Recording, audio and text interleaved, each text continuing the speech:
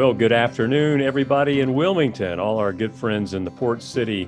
We are so pleased that you are joining us.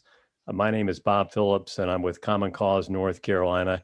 And in the next hour, we're going to talk about a couple of topics dear to our heart, and I think to yours as well. And that's defending voting rights and fair maps.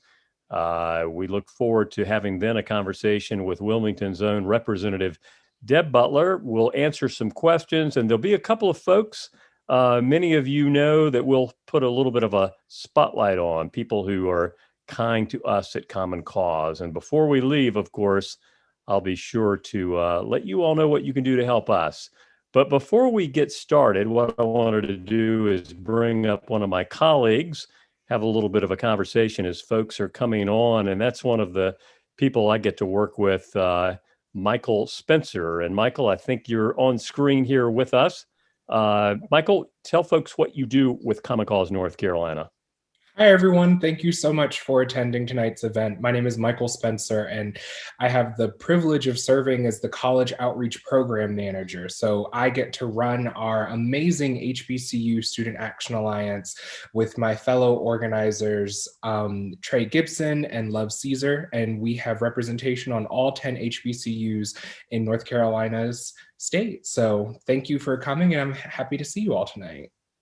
And Michael, it's the historically Black colleges and universities, and North Carolina has a rich tradition of these campuses in our state, which is a great thing. And I know you have you did a lot of work this past year in promoting in some challenging times, trying to promote the vote in this COVID era. I know it was a challenge.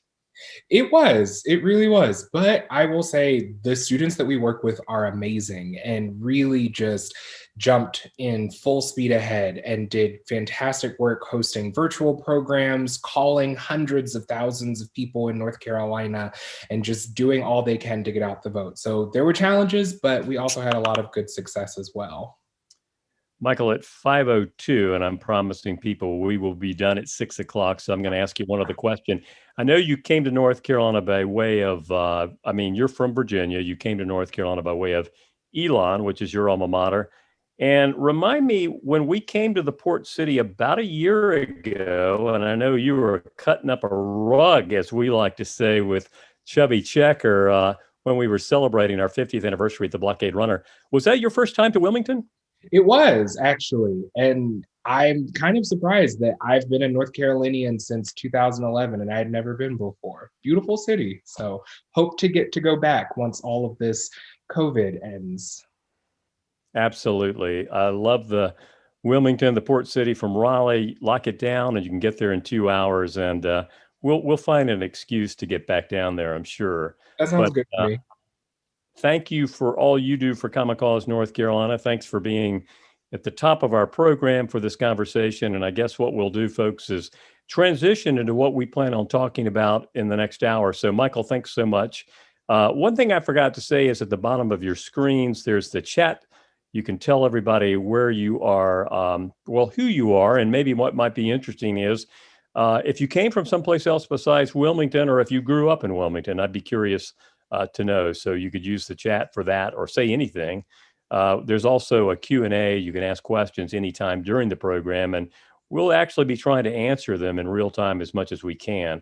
But let's get to the program. And as I mentioned, one of the things, or two of the things we really want to talk about, voting rights and fair maps. We know what we want. We want laws that provide more ease and accessibility to voting. And certainly we want comprehensive redistricting reform that can produce fair maps. That's what we want.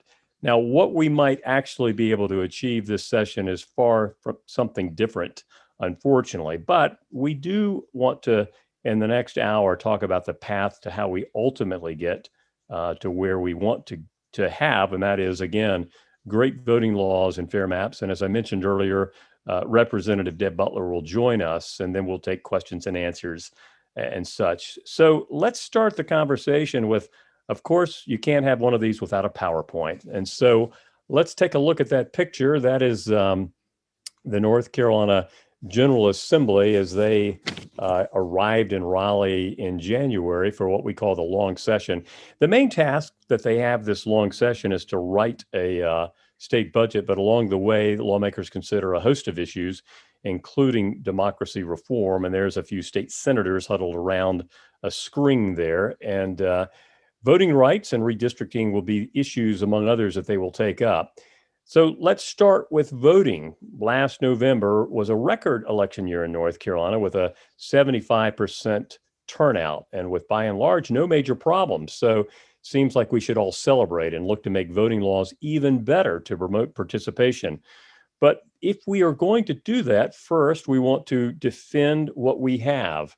And that is keeping the laws on the books that made voting by mail easier. Nearly 1 million North Carolina voters cast their ballot by mail in November. You might have been one of them. Practically all those laws that were made making voting from home easier, such as requesting an absentee ballot online. We'd never been able to do that until this past year, or needing just one witness signature instead of two to cast an absentee ballot, and giving counties 5 weeks before the election to count the ballots instead of just 3. All those great laws, unfortunately, as you can see in the screen, they expired December 31st of last year. It was House Bill 1169, and Representative Butler was one of those who supported this great legislation. It was legislation needed for the times. We certainly feel that these laws should be made permanent, and that's one of the things that we'll be advocating for in this session. But we also want to kind of celebrate or think about the great laws we have, such as a 17-day early voting period, same-day voter registration, and casting a provisional ballot anywhere on election day in the county that you're registered that actually counts. We want to make sure that those great laws are not tampered with, as we're seeing, unfortunately, in many other states where there are attempts to roll back great laws. So that's another thing that we'll be on guard of in trying to protect the laws we have. Proactively, we'll be pushing for such things as automatic voter registration, and that's letting every 18-year-old citizen of North Carolina be automatically registered to vote. 20 states do it, including Virginia and Georgia. So certainly we think this is an idea that North Carolina should adopt. Or how about making Election Day a holiday? Doubt the majority party would pass it, but we certainly would like to see that public debate happen. The reality is we have some great voting laws in North Carolina. Sure, there's room for improvements, and that's what we're out to do. But we also have a concern that many of the great laws we have might be rolled back in the name of election security. And with my nonpartisan hat on, and of course, with the help of someone we all remember, the former U.S. attorney, I'll say what we all know, and that was there was no large-scale voter fraud here or anywhere else. Defending voting rights is one of the priorities that we have this legislative session. Now to our other favorite topic, of course, redistricting. Every 10 years following the census, legislative and congressional districts are adjusted to account for the shifts in the population. And we know that our population has grown so much that North Carolina will be getting an additional congressional seat. We also know that our urban areas have grown while many of our rural counties have remained stagnant or are losing people. So there'll be more legislative seats that will be created in our cities, and fewer will come out of our rural counties. As you may remember, our lawsuit, Common v. Lewis, and there we have some of our friends celebrating that victory in front of the legislature last year, or 2 years ago, I should say. Common v. Lewis outlawed the use of partisan data in creating legislative districts, and that was a huge win. But despite our landmark victory in court, the one thing our case did not address is who draws the maps. And that's key, because who draws the maps can really affect how they look. And once again, we'll have lawmakers drawing their own districts, and that's kind of what's happening right there in that picture. On the left-hand corner, you can see some of the lawmakers looking at the maps and kind of crafting the districts as they want. Comprehensive redistricting reform is needed, and a model bill will be filed later this session that shifts the drawing of the lines from lawmakers to an independent redistricting commission. And that right there that we're looking at, those good folks are part of the California Citizens Redistricting Commission.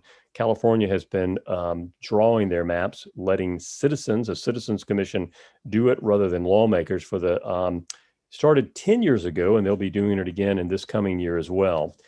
We know, unfortunately, that the model bill that we will be getting filed will go nowhere. Those are on the left and right. That's Senate President Pro Tem Phil Berger and Speaker Tim Moore. They really do not have any interest or incentive, candidly, to consider redistricting reform, unfortunately. I will say, interestingly enough, that in 2009, both of them did sponsor redistricting reform that was very much modeled after California. So they have supported this in the past, and we would welcome them to join our cause once again for better maps, better redistricting. What we will be left trying to get in this particular season of drawing new maps will be more transparency. We did have it in 2019. There is a committee room where actual map making was being done, the remedial maps that the court ordered, and we did at least see it as opposed to in a back room where we didn't see anything. So we need to have more context when the maps are being drawn, and we also want to certainly see more public input on both the front end and the back end, and that's a picture of a public hearing where people have come to comment on the maps. Unfortunately, stopping lawmakers from using partisan data is very, very difficult to enforce, and look at that. There is, of course, the famous Wilmington Notch, which was a district that we, District 8 and District 9, that we actually, Senate District 8 and 9, that was a part of our lawsuit, Common Cause v. Lewis. We felt that that was an example of partisan gerrymandering. That was a map, of course, that was sort of just announced. There was not any kind of real public input or debate about it. And again, like I say, we want to see more transparency. And what we want to also see is where lawmakers have to explain why they cut a county or a district or a neighborhood into, very much like that. That again was a part of the district that we, or districts I should say, that we challenged in Common Cause v. Lewis. And of course it was altered as a result of our successful lawsuit. So I know your head might be spinning. That's a lot of information, but it is setting up our conversation with someone I know many of you all know, and that is District 18 State House Representative Deb Butler, who is certainly one of the champions of good democracy in North Carolina. And Representative Butler, if you want to, there we see you, and there you have unmuted your mic. Nicely done. Thank you. How are you doing? And thank you for joining us. I'm doing great, Bob. Thanks for having me this afternoon. Well, let me ask you a quick question. I had seen somewhere where they said, where it was said, you said one of the first memories that you had was back in 1974 when Richard Nixon resigned. I remember that. I'm a little older than you are, but I do remember that. But I'm just curious, and not that that would have had any, not that that moment would have had any impact, but what motivated you to go into public service? Because that's a big decision in and of itself, and I always admire anyone who decides to do it. Why did you get into public service? You know, Bob, I looked around like so many of us on this call have done and said, you know, this is bad behavior run amok. Maybe I need to get in the middle of it and see if I can bring some normalcy and sense to it. You'll recall in 2016, I think it was, my first, the beginning of this first session, was when the Republicans had in our body had a supermajority, and they were just passing the most regressive legislation right and left, gerrymandering the voting districts to pieces. And you know, it was just a moment in time when I saw my beloved progressive North Carolina retreating by leaps and bounds. And I was at a point in my career, in my professional career, where I had worked a good long time and had the resources to kind of step back from that and segue into something else. And it just made sense at that time for me personally and professionally, and the rest is history. Very good. Well, again, we appreciate everybody who does decide to take that plunge. I know it's not an easy job. It is a full-time job with part-time compensation. That's another topic that we could talk a lot about. But thank you again for your service to your district and to the people of North Carolina. Let's talk voting. I know that you probably, and maybe you even cast an absentee ballot vote by mail. I'm sure you know many people who did. A lot of good laws were passed. It was done in a bipartisan fashion. I know you supported House Bill 1169. What do you think about many of those laws that unfortunately were sunset? They're off the books. Steep climb to maybe if we can get them made permanent, or what do you think? I think it's a steep climb because unfortunately we know that, the former president has even said that when greater numbers of Americans vote, Democrats win. And so if that is the premise, if that's what my Republican colleagues really believe, then I don't think that they're going to do anything to expand the franchise. Quite frankly, they've demonstrated clearly that their intention is to limit the franchise. And so I think the pandemic was a unique and strange circumstance that they didn't know how it was going to work. And so they took sort of a leap of faith. But now I think you'll see, of course, the sunset has occurred, and I don't think you'll see much of that happen again. Maybe somewhere in the nature of the absentee ballot, the mail-in ballot, maybe a little bit of that, perhaps. But I think you'll see, those witness requirements go back to where they were. I hope not. Hope springs eternal, but Right. if past is prescient, then I would say that they will retreat from the 1169. Well, arguably, it was such a record election year, and it would be almost where you could make the case that these great laws we have, both parties benefited. Certainly, they had record turnouts amongst, when I say they, the Republican Party as the Democratic Party, and then, the independent voting was also high too. And I guess we sort of think, hey, voting and good laws really shouldn't be partisan if everyone benefits.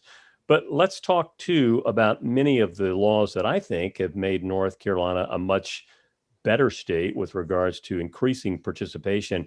And we're seeing in other states a real regression. I mean, our neighbors down south in Georgia are talking about some things that I think would be dreadful and turning back the clock. What are you either hearing, fearing? What do you think? We've certainly seen voter suppression in North Carolina.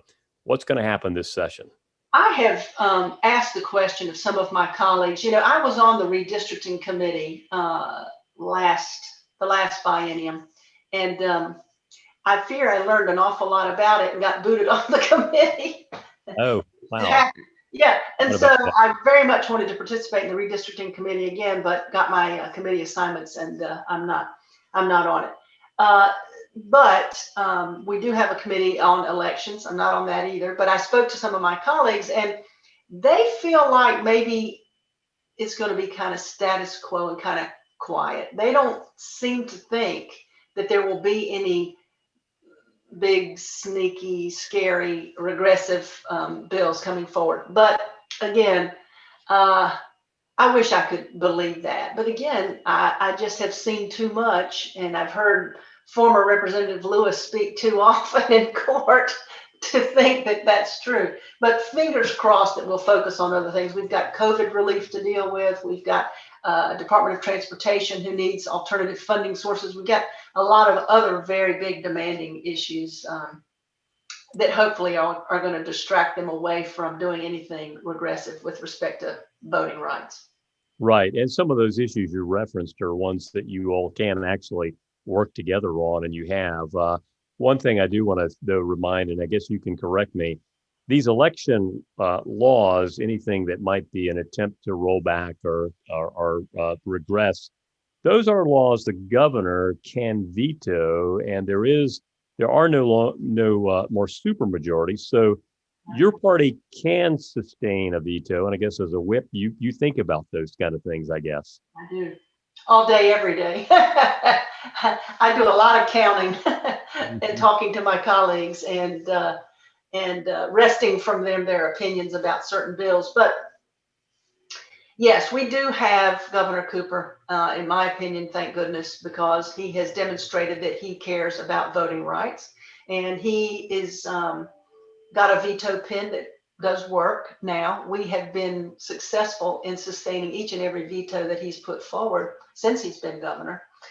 We did lose some seats in the House. Our job is tougher now in the North Carolina House than it was in the last biennium.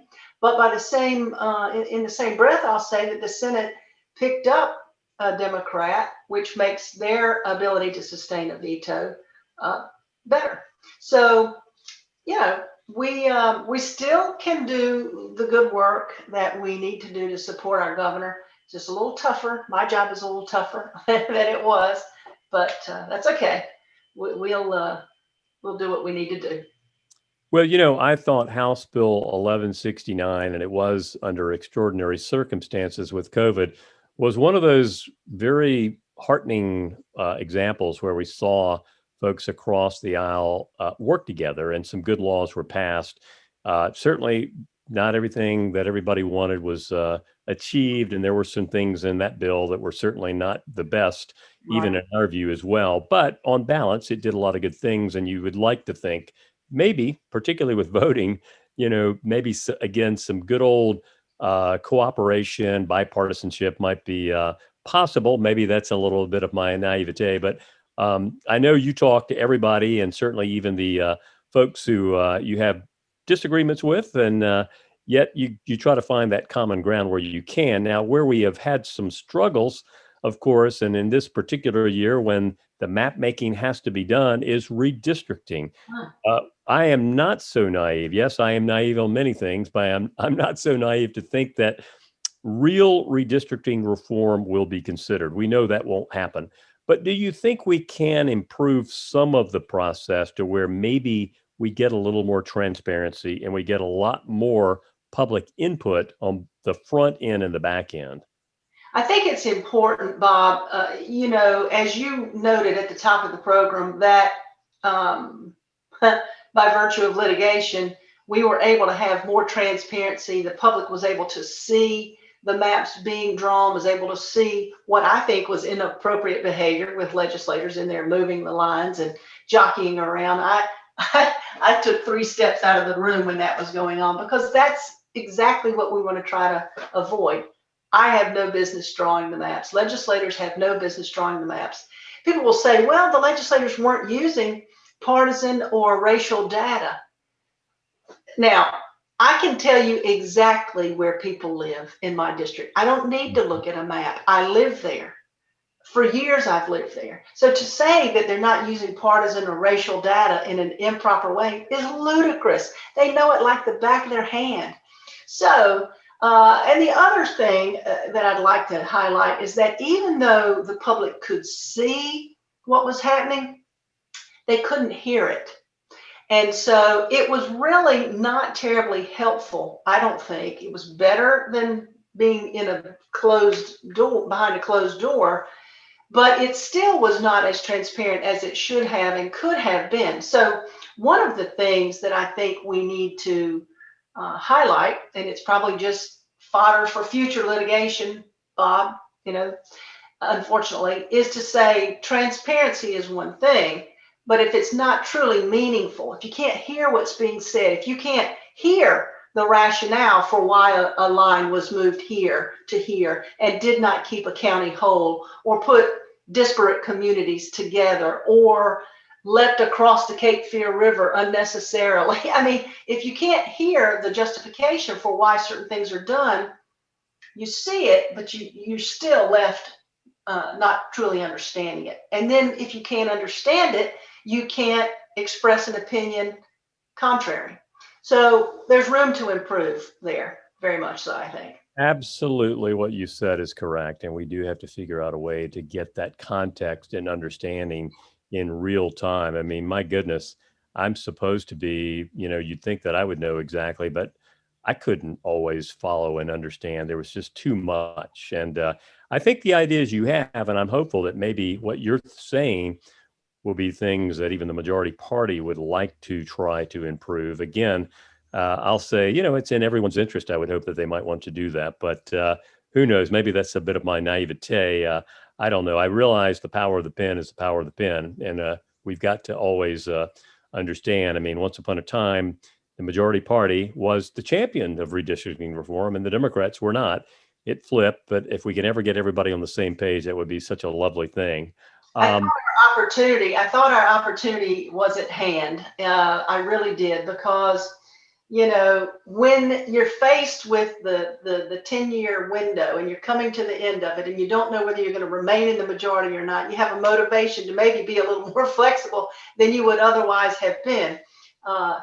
It's that not knowing who's going to be in power. You know, what's good for the goose is good for the gander situation. And so you're a little more charitable when you don't know whether you're going to be in power or not, because, you know, you live and die by the same sword.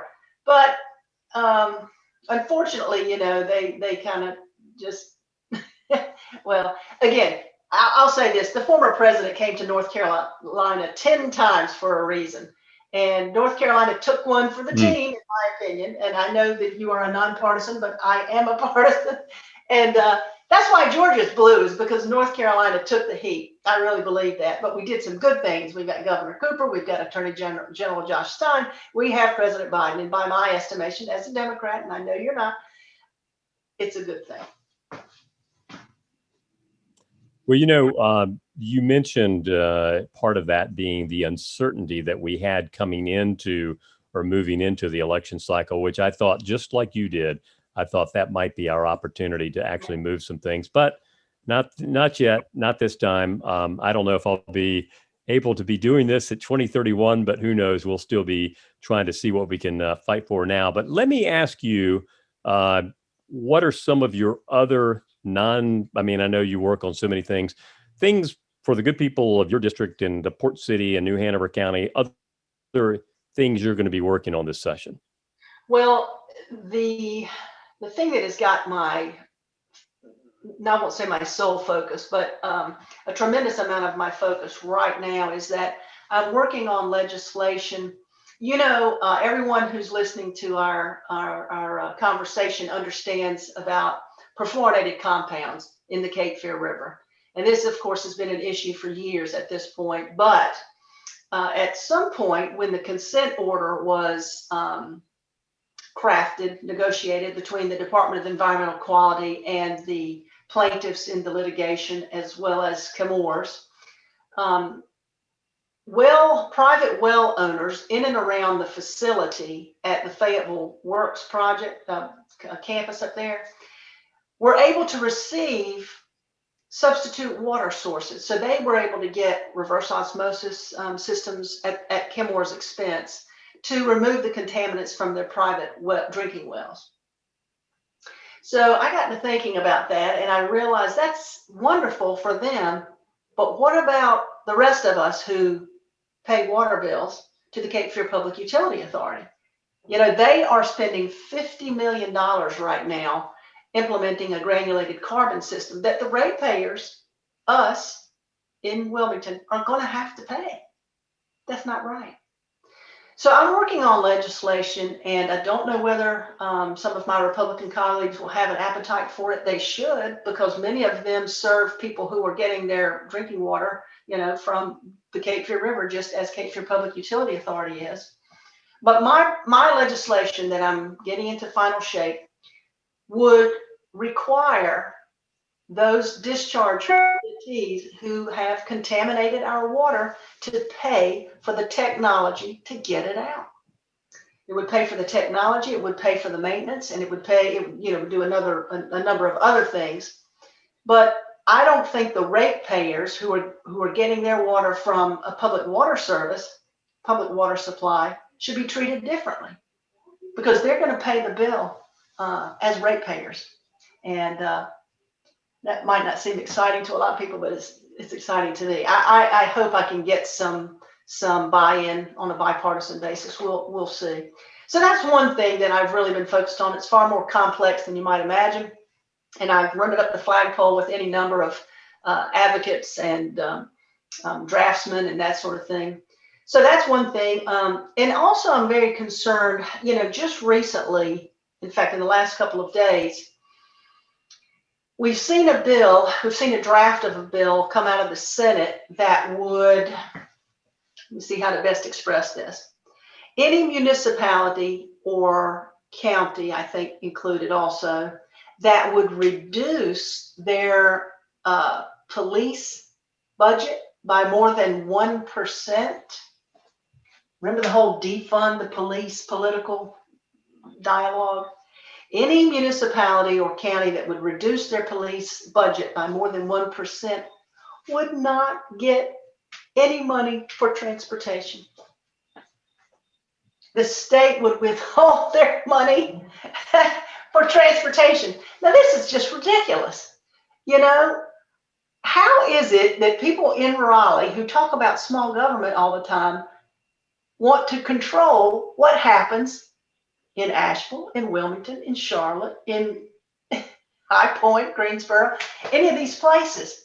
And you know, it's not just racial justice that would make a municipality decide to redistribute their resources, although that may very well have merit. It could be because of a pandemic. It could be because of a horrible economy. Maybe you had to lay off a lot of municipal workers. I mean, that could happen. And then you'd further penalize that community. I just think, once again, this is reminding me, this whole sort of trying to control cities from Raleigh, it's reminding me of HB2 is what it's reminding me about. When you don't like what a city does and you want to control them and, you know, issue edicts for how they operate their local government, sometimes it backfires because if you don't think long and hard enough to see the unintended consequences of something, if you're doing something in a knee-jerk reaction and legislating to try to correct what you think someone's doing improperly, it's usually it's ill-advised. I'll say that. So that's another thing that's coming down the pipe. Right. Riled up. Yeah, I understand. I was going to say righteous causes, and let it never be said that Representative I will not yield Deb Butler doesn't back down from a fight. And again, we appreciate so much what you do, and those are very important issues that you brought up. And I certainly, with the water quality, and we know how important that is, the best of luck and hoping that you find some common ground in terms of getting what you're proposing through. But thank you so much again for being a champion of the democracy reforms that we, Common Cause, advocate. And we are going to transition briefly, but we'll come back in just a minute to questions and answers. And if you want to hang around or if you have time, you can. But well, I think what we'll do is transition briefly. Bob, let me say this. Go ahead. First of all, thank you all at Common Cause for being such a tremendous resource and an advocate for all things good and, you know, voting rights and fair maps and all of these things that are so important to, I mean, they're the cornerstone of our democracy. And I can always call on you guys for the straight answer and for the information I need. And I very much appreciate that. I do have to, however, jump off at this point because we are having a caucus and it's not nice if the chief whip's not there to make sure she's listening to the reports. So I'm going to shoot off to do that, but I want to say hello to everybody, all my Wilmington friends, and I miss you. I hope to see you very soon in person. We will go have a glass of wine at RX or down the river somewhere, and I can't wait. So thank you, but I do need to get to that next thing, Mom. We totally understand, and we will let you go to the business at hand. Thank you again so much Indeed. for being on this call.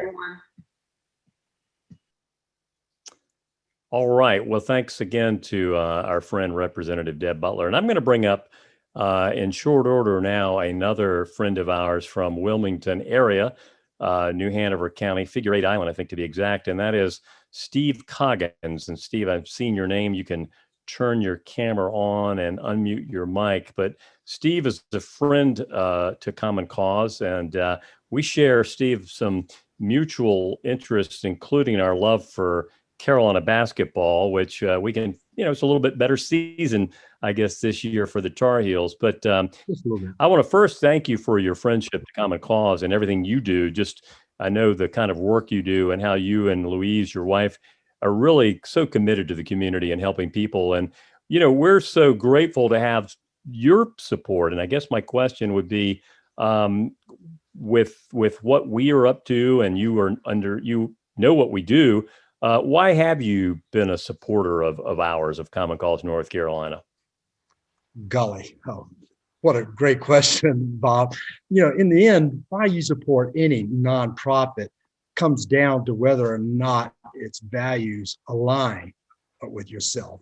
I can think of at least 4 core values that Louise and I share together. We value, for instance, fairly and impartially drawn electoral districts. We value free, fair, and secure elections. We value clean elections that put voters first in front of the big money interest. We value a transparent government that's accountable to all. We think those are universal values, and it's a hope that we have going forward. But one thing is for sure, those 4 values are the core values of Common Cause. Now, I think in normal times, that would be enough for us to support Common Cause and for anybody else on this webinar to do that. But there's more. Louise and I deeply believe that our forebears gave us a government that is undergirded and absolutely dependent upon those 4 values I just mentioned. Consecrated in liberty, dedicated to the proposition that all are created equal. None of that will have any meaning unless those values are carried forward. To borrow from Lincoln, that Louise and I resolve that those who gave their lives for the preservation of those values will not have died in vain, because those values are being tested today, even though they are, I believe in my heart of hearts, that the overwhelming majority of all Americans share and believe those values to the core. I resolve that they will not have died in vain, and Common Cause has resolved that they would not die in vain. So yes, we support Common Cause for sharing those values, and I believe everyone on this call should too. Very eloquently and well stated, Steve. Thank you so much again for your friendship, and my best to Louise as well. And I look forward to the time that we can actually come back and see you. Me too. We need to hold Deborah to that wine at RX restaurant. That's not a small offer, Absolutely. Absolutely. Well, thank you so much again for all you do to help us, and what you and Louise again do to just bettering the community where you all live and our state of North Carolina. Thanks again. You're so welcome. Well, I want to also now bring in one of my colleagues, Zinnia Bynum, who hails from Rutherford County. And Zinnia kind of helps us connect with good people like yourselves on the call. Zinnia, you want to talk a little bit about what you do and how it kind of helps us do our work? Hi, everybody. As Bob said, I am Zinnia Bynum. My role here is development coordinator, which, yes, does imply that I will be making an ask to each of you to donate here tonight. But before I do, I want to talk to you about what investment is going to go to and how that is going to help us support our work to protect, as Steve just said a minute ago, American values. You see, when you give a Common Cause, you're going to help us protect our gerrymandering wins in the courts and to help us continue the fight for fair maps in this very important year where, redistricting is being settled and, our maps are being drawn in the first place. It also goes to help amplify your voice in the legislature. We have wonderful lobbyists like Jane who's working tirelessly to make sure that politicians are putting democracy on their agenda. And finally, that goes to help support our one-of-a-kind HBCU Student Action Alliance, which we feel is creating the next generation of student leaders and student activists here in North Carolina, and is going to be the people who are taking our place defending democracy in a few years. Not to mention, your support can take many forms. You can volunteer your time, notify your networks, or give directly. And so I'm going to put the link in the chat as soon as I stop talking, but I would like to invite you to go to that link and learn more about our work, and also consider making a donation here today. We are asking everyone to consider a suggested $50 donation. And so please feel free to check out that link and consider supporting us. And I think that is as much of the hard sell as I can do. So Bob, may I send it back to you? Absolutely, Xenia. Thank you. I'm always sheepish about asking people for support. Xenia does such a good job. I guess we wouldn't be doing our work as a nonprofit to say, folks, your support helps us do our work. So thank you again. And this is certainly not a hard sell, but we always appreciate people and supporting us in a variety of ways. But let's get to what I hope many of you all have been asking questions. It's 5:40. We are going to end at 6 o'clock. I'll bring up my colleague, Jane Penske, many of you all know, and Brent Lawrence, who is also going to help us with what questions we need to answer. So Brent, hello, Jane, and hello, Brent. Brent, why don't you start us off with what question we have, or questions? Yeah, first question is timely related to the redistricting conversation, but what is the census data delay and how's that going to impact things? And do you have any kind of predictions about what that might end up looking like? Sure. This is a conversation that, Jane, you and I have quite a bit, and I've told you that your fall vacation plans are canceled now. Why don't you explain sort of what's going on with the census and how it affects the redistricting? Thanks, Bob. I appreciate it. I actually wrote to one of the staffers at the legislature today who's going to be working on redistricting, and asked him if we were going to have a Thanksgiving feast as the redistricting committee met. In a normal year, by now, we would have both what's called reapportionment numbers, which is how many congressional districts a state gets, and redistricting numbers, which is both of which are based on the population of the state.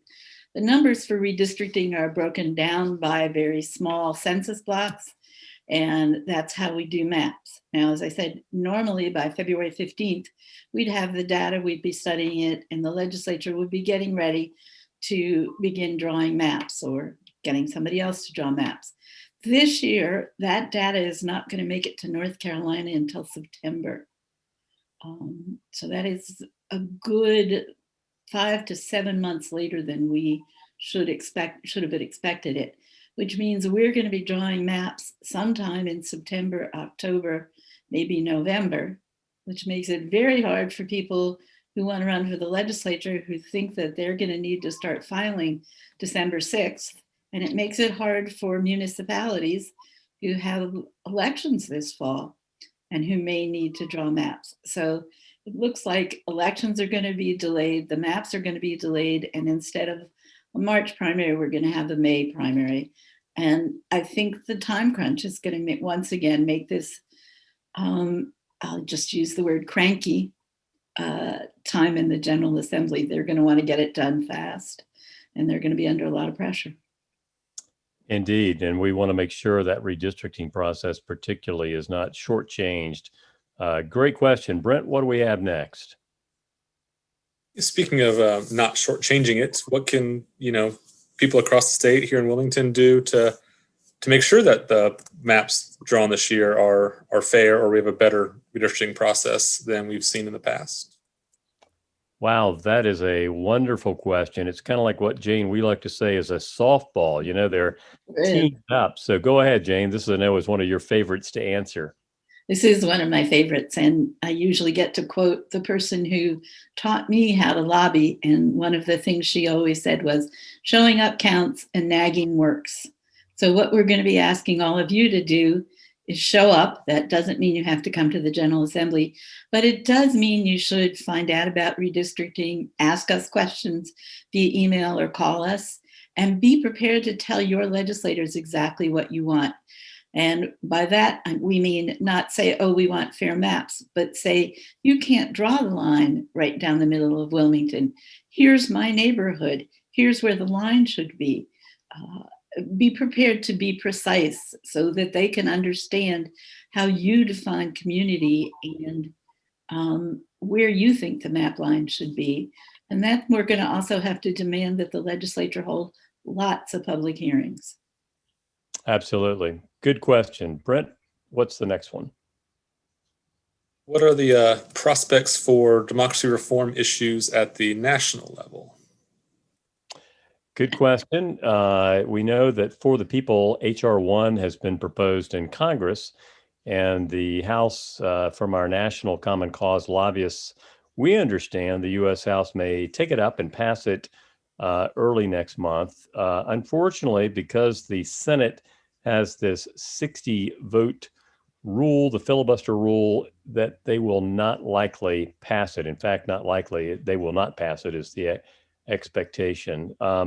There is a separate bill, H.R. 4. It's the John Lewis reauthorizing Voting Rights Act bill that you'd hope would actually be passed by this Congress. There is maybe some thought that the Senate might be able to actually, there might be enough votes to pass it, but a lot of uncertainty with that as well.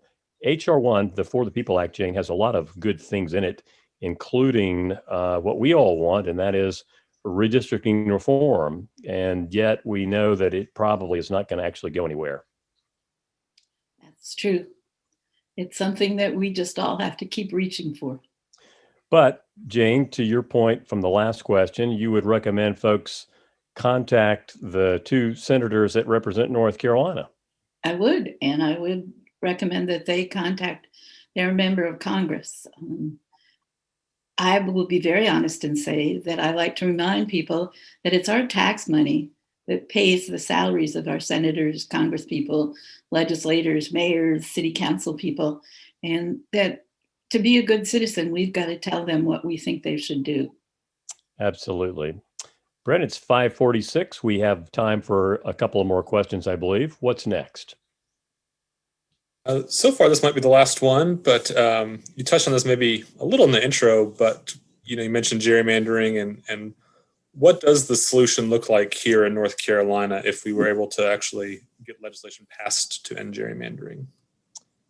Well, if we were to actually get the ideal, the model redistricting reform bill, what Jane and I dream about, and Jane, we had our fingerprints on a bill 10 years ago that passed the state house and didn't go anywhere in the state Senate. But today that model bill is a little bit different. Why don't you explain, I think in my mind, what really one of the significant differences might be, not from that bill, but just what we want. What are some of the principles of a model reform bill that we want? Well, the key principle, Bob, is that we don't want legislators drawing their own districts. We don't want people appointed by legislators drawing their own districts. We want citizens who live in North Carolina, who understand our communities, to be able to draw their districts. California, and I know people sometimes go, oh, not something from California, but California has a great model where they have a Citizens Redistricting Commission that in 2011 worked really hard to hear from people across the state. They had 33,000 people apply to sit on the commission. It ended up, I believe, with 14 or 15 people. They held something like 22 hearings across the state. They heard from almost 3,000 people in person and many more in writing.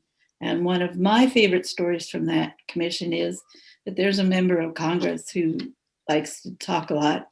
I know that'll narrow the field for everybody and they'll know just who it is because most members of Congress don't love to talk. But this member wanted to speak at one of the public hearings, and she was told that every citizen got 2 minutes, whether you were a farmer from Salinas or mayor of San Francisco. And she wasn't happy with it, but she was stuck with the rule. Those commissioners in California don't listen to elected officials. They listen to the people and their maps really represented. Well stated, Jane. It's true that we want the people, a citizens commission, an independent body drawing the lines. Lawmakers should not be creating their own districts. So we'll still be at it. We aren't going to get it this time. Jane, I know you're committed to staying till 2031, if need be, to make sure that we get it. And I don't want to really give people no hope at all. Who knows? We might be able to maybe get it mid-decade. We'll just keep our fingers crossed. But Jane, thanks for being everything you do for Common Cause. And I know that you say you're planning on going back to the legislative building. You have been vaccinated. I have not. So that's why I'm staying virtual. But thanks again for all you do to. You're welcome. Thank you, Bob. And don't worry, I'll speak up for two of us tomorrow. Okay. All right. Thank you again, Jane. Well, folks, it's 5:50. So we have 10 minutes left. And I want to bring up another friend and someone who helps us, like many of you all do. People can help us with a donation. They can help us just with any kind of activism. And Ray Kennedy, someone that many of you all know in the New Hanover County region, is one of our friends. I see Ray's name. And Ray, if you want to turn your camera on and unmute your mic. Here I am. All right, there you are. Ray, I figured it would be, you're in the arts, and of course it's more real, not virtual, but I figured this would be second hat for you. But first, how you doing? You doing all right? Staying safe? Doing great. The pandemic has been hard for a person that's a theater director and an event producer, because, the world shut down at 4 p.m. on March 14th. We had been able to do some events outside in Wilmington at the Blockade Runner on the lawn, but when winter came, that was shut down. But we hope we'll be back late March, because right now theater and concerts or cabaret in the state of North Carolina has to be outside. But we've thought outside the box, and sometimes thinking outside the box is exactly what you need to do. So I love Common Cause. And I want to say, first of all, Bob and Jane, I think, have the most incredible passion of belief in democracy and fair voting. When I went to my first meeting with Bob and the fabulous Jane, I walked away thinking, wow, these people are living a life of selfless service. And at that first meeting, I remember, I think Jane said, let voters elect officials, not gerrymandered districts pick politicians. And I've always thought about that. Let voters elect officials. Don't let gerrymandered districts elect officials. And Wilmington has two terrible districts. One, the wonderful Marsha Morgan, we did everything in the world, but there's just not a fair chance in that district. And then, of course, the district that goes from Wilmington all the way up to Johnson County Johnson County has nothing to do with Wilmington. There are two separate universes, and they should not have one representative. We need to have coastal people as our representative, people that understand clean water and offshore drilling, but we don't have that chance. So those two districts really bother me, because they're just so wrong to really represent the people that live there and pay taxes there.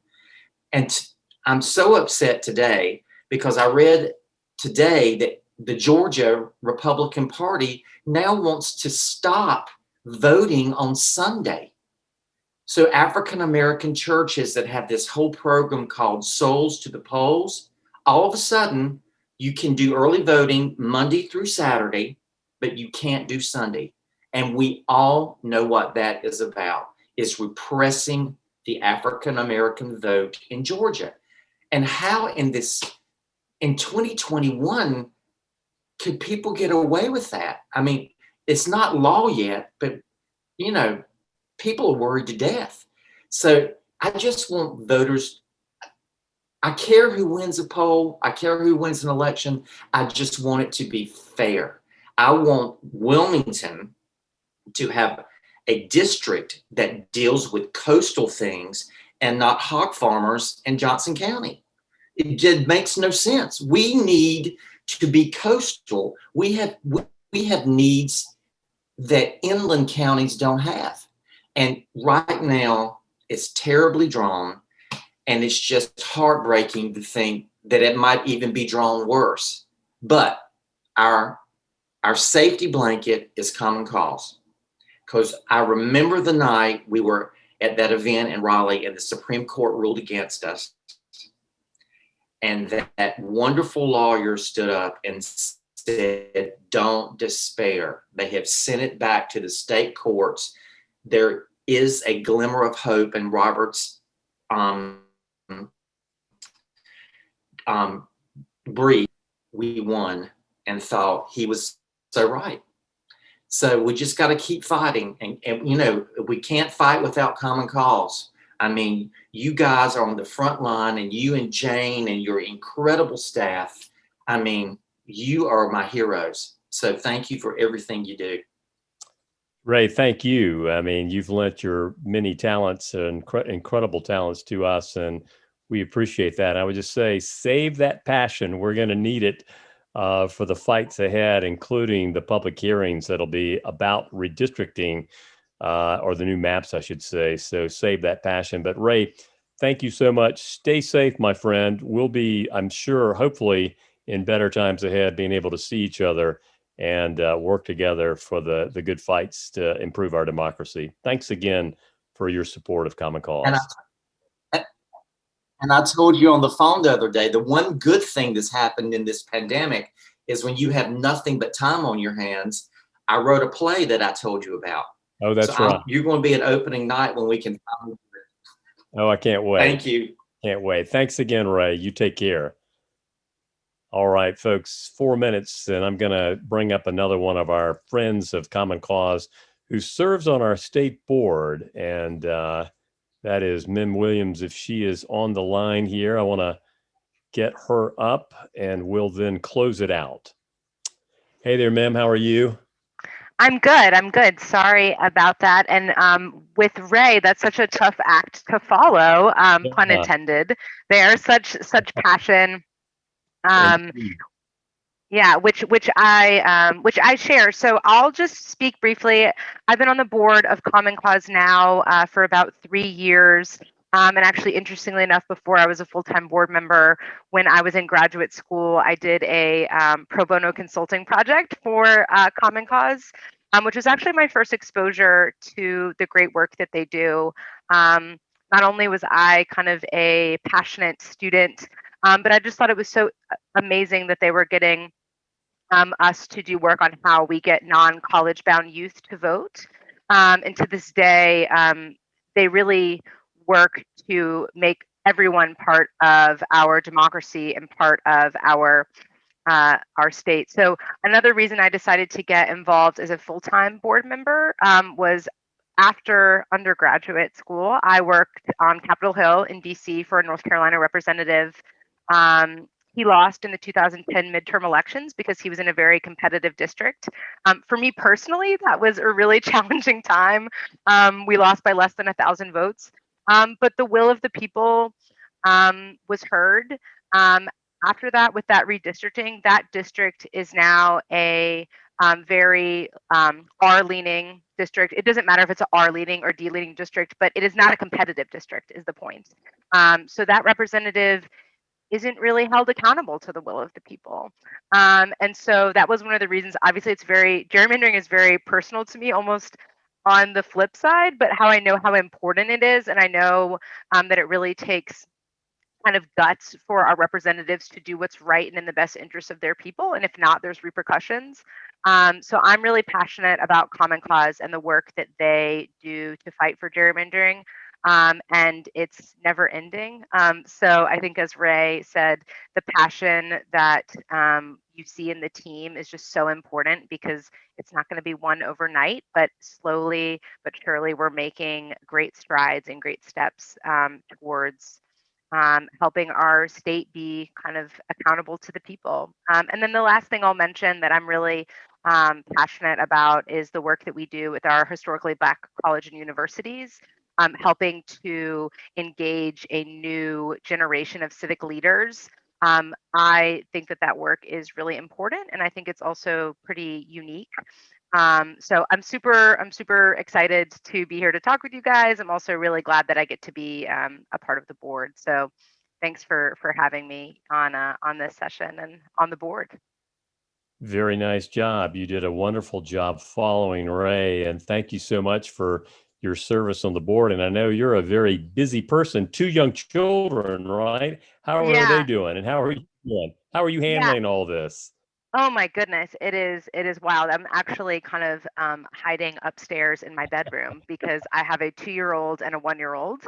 But we're hanging on just like everybody else is, and we have really probably spent more time outdoors this year than I think we would have otherwise. I don't know if other people, I know Ray was saying, thinking outside the box because you have to. Lots of hiking, lots of putting on a bunch of warm clothes and just being outside. So if there's any silver lining, it's when you can't go inside anywhere, you spend a lot of time outside, even if it's raining. So. Very good. Well, again, thank you for everything you do for Common Cause, and particularly just in this evening where you've hidden a little bit while you can and taken some time to be with us. Look forward to seeing you sometime when we can all get together. But my best to you, your husband, your family. Stay safe. And thanks again for everything you do for us. Yep. Hopefully it's this calendar year we're able to be back in person together. I hope that's the case. Yep. All right. Well, it is 6:01. I said I'd land the plane at 6. Didn't quite get there. But folks, again, I want to thank everybody who was on this call. Thank you for all you do to support us, Common Cause. There are many ways, obviously, as we've mentioned, that you can support us. It's not just a financial contribution. It can also be just staying informed. And there are many ways that we promote ourselves, and you can see that on our social media sites. But I will close with a quote from our founder, John Gardner, who once said, "All excellence involves discipline and tenacity of purpose." All excellence involves discipline and tenacity of purpose. Well, I can promise you that Jane Penske and myself and everybody on the team, we're committed to excellence in democracy, and we'll bring everything we can with great discipline and tenacity of purpose to get there. So folks, again, thank you so much for being on the call with us. We certainly always welcome your input, your comments, your questions, and it's easy to find us. So wish you the best. Thank you for everything you do for us. Good evening.